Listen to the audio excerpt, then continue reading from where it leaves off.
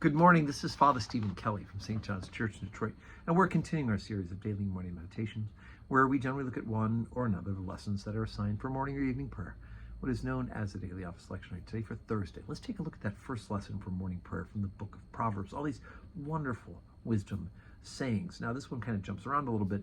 What's assigned is Proverbs chapter 23, 20 and 21, 29 through 35. Be not among wine-bibbers and among riotous eaters of flesh, for the drunkard and the glutton shall come to poverty, and drowsiness shall clothe a man with rags.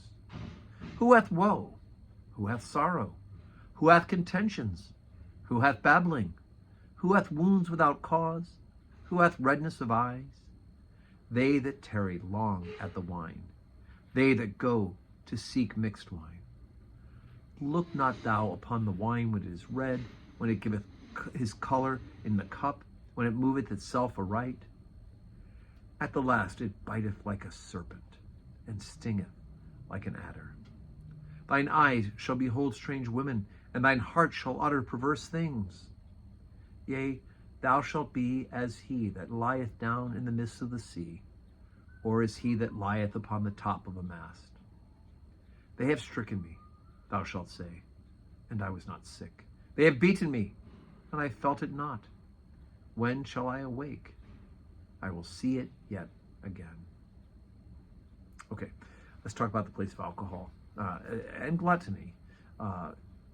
Remember that the sin of gluttony, and actually gluttony alcoholism, overindulgence of wine and food, both fall under the general category of gluttony. And he does talk about being a riotous eater of flesh.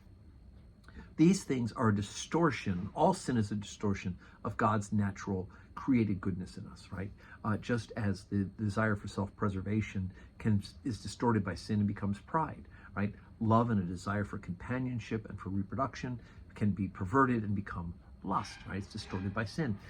So it is that the desire for us to eat and drink and to nourish ourselves can be distorted by sin and become gluttony. And so the writer of Proverbs is warning us about this. Wine, if you do not have a problem with alcohol, a little bit of wine in moderation is not discouraged. In fact, in the writing of the time of the Old Testament and the New Testament scriptures, there was no way, they didn't know about pasteurizing, right? They didn't know about being able, any wine that was made into a liquid would eventually ferment and become alcohol. The Welshes, right? Welsh's grape juice. They were the first ones to really mass produce anything resembling grapes that are not fermented. And so up until that point, up until the 19th century, there was no way to do communion service other than with wine. And of course, wine was what was used at the Passover meal. The blessing cup was wine. And so Jesus uses wine as the vehicle for giving us his own precious blood, right? Unless you eat my flesh and drink my blood, you have no life in you. Okay, all that being said, it's to be done in moderation. If you have a problem with alcohol and moderation doesn't happen, then you should have it not at all, right? You can always drink water. Perhaps you can drink a little coffee, right? A little tea. All those things, again, in moderation. But as we are warned in the book of Proverbs, that the drunkard and the glutton shall come to poverty, and drowsiness shall clothe a man with rags. And so people who overindulge, especially in alcohol, will find themselves in all sorts of situations of destruction of family and of self.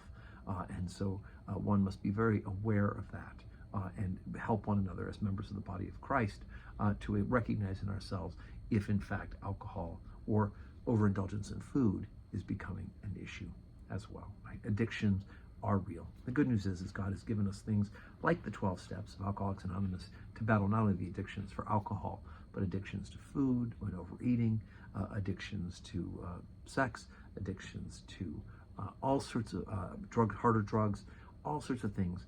The 12 steps help us to get right with God and to battle against those temptations of the world, the flesh, and the devil. So if you have issues with addictions, there is help. Please don't lose hope. Today is Thursday. We have Holy Communion at 10:30. We have some time beforehand for adoration and benediction afterwards. And then evening prayer at 4 o'clock. And may God grant you a Thursday that is full of blessings.